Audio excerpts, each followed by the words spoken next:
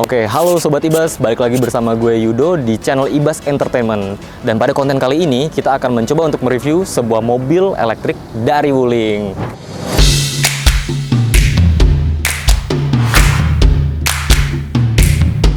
Oke, jadi hal pertama yang bakal gue review nih, yang pertama kali gue lihat dari mobil ini adalah bodinya yang kecil banget nih, dan compact. Nah, mungkin kita bisa sambil lihat nih. Untuk keseluruhan bodinya, itu dia kecil banget, mungkin kita bisa sambil lihat. Bahkan untuk ukuran bannya pun dia ringnya cuma ring 12 nih. Artinya untuk radius puternya sendiri pasti bakal lebih pendek nih. Jadi kita kalau mau muter bisa lebih gampang gitu. Lalu kemudian untuk eksteriornya lagi nih yang bisa kita highlight adalah pintunya nih. Pintunya ini lebar banget nih. Jadi kalau misalnya kita mau buka gitu ya, lebih nyaman untuk masuk ke dalam gitu. Nah, kita lanjut lagi nih ke bagian belakangnya. Nah, ini bisa kita lihat kalau dari bagian belakang sendiri itu untuk lampu belakangnya atau yang bisa disebut stop lamp itu dia udah menggunakan LED nih. Jadi kalau dari segi pencahayaan juga sudah cukup bagus begitu.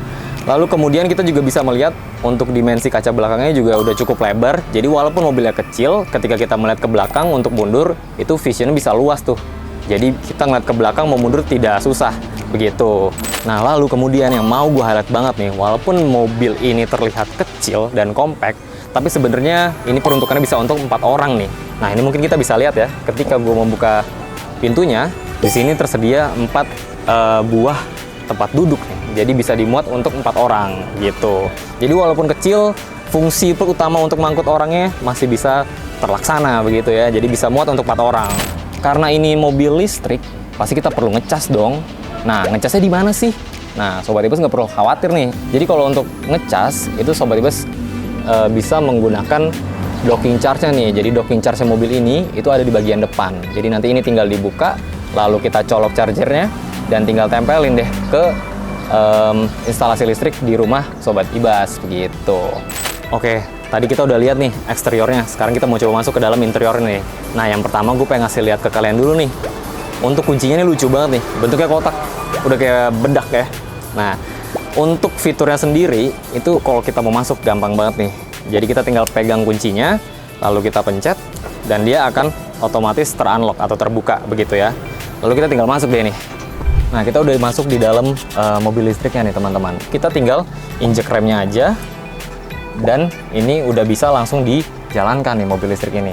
Lalu kemudian di sini kita bisa lihat nih ada indikator baterai dari mobil Wuling ini. Nah, di sini terlihat nih indikatornya di 96%. Dan jarak tempuh untuk baterai di kapasitas 96% ini dia bisa menempuh jarak 288 km nih guys. Jadi kalau untuk penggunaan di dalam kota, wah ini sih udah oke banget ya. Ini mudah banget guys. Jadi kita tinggal putar aja si persneling di bawah ini ke D kalau misalnya mau maju, dan ke R kalau misalnya kita mau mundur. Begitu pula kalau misalnya kita mau netralin mobil ini, kita tinggal putar ke N. Dan juga kalau misalnya kita mau parkirin, ya udah kita tinggal putar ke P, dan itu udah otomatis mobilnya akan diam dan dia akan terkunci secara otomatis.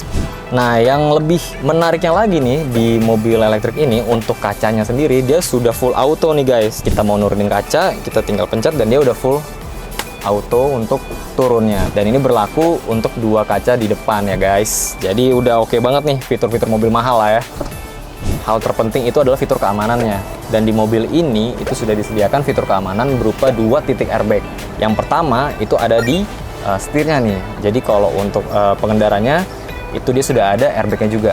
Lalu kemudian titik kedua itu ada di sisi penumpang. Jadi antara pengendara dan penumpang itu bisa lebih aman guys gitu. Jadi aman. Dan kalau untuk setir di mobil ini itu dia bisa di-tiltin nih. Jadi bisa diatur ketinggian dan kerendahannya. Bisa disesuaikan dengan postur tubuh kita nih guys gitu.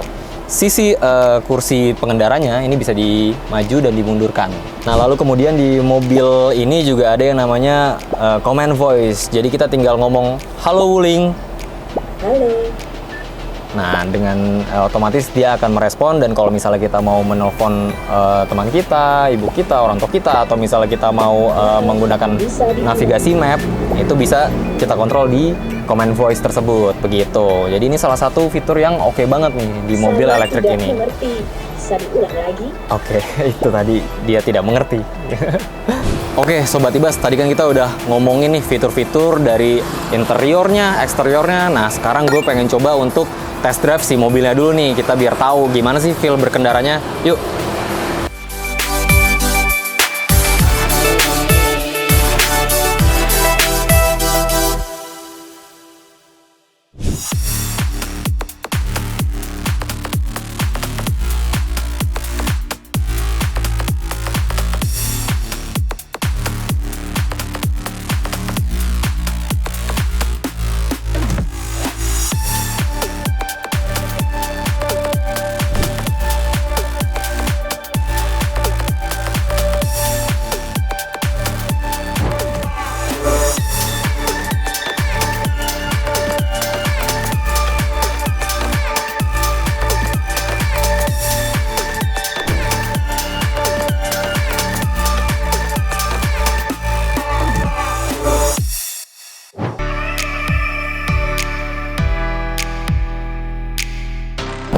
Oke, Sobat Ibas, tadi kita udah sempet coba untuk test drive nih, dan ternyata, wah, menarik banget mobil ini.